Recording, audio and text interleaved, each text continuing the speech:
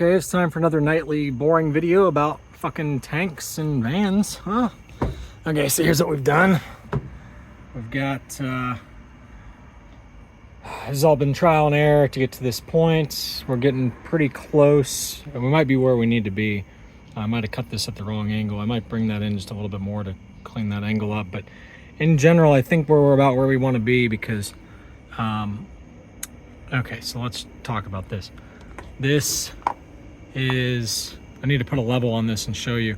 Even though it looks like it's tilted this way, the shelf up on top is tilted upward, if that makes sense. The shelf on top is tilted like this.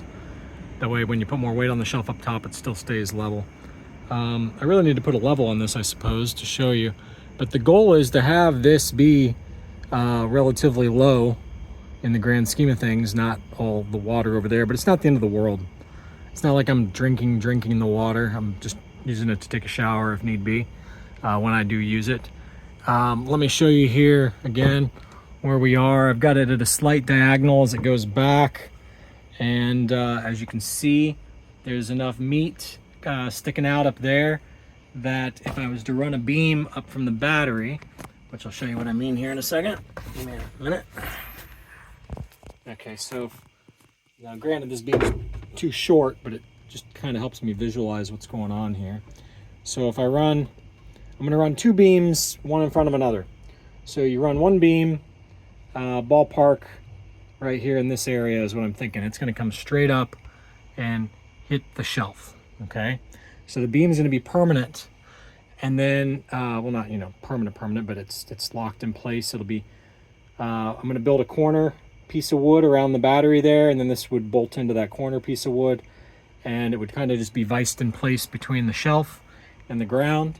And then there's going to be a second piece of wood that sits in front of that piece that we just talked about, and the second piece is going to come up at a diagonal more.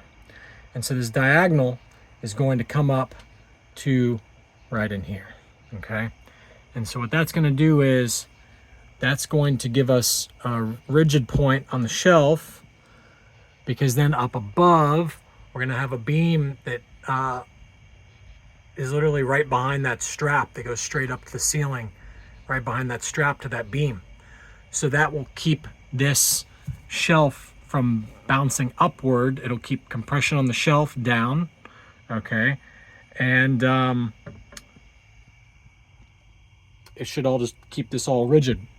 Okay, so then now the shelf doesn't bounce anymore. So the shelf's at a fixed point.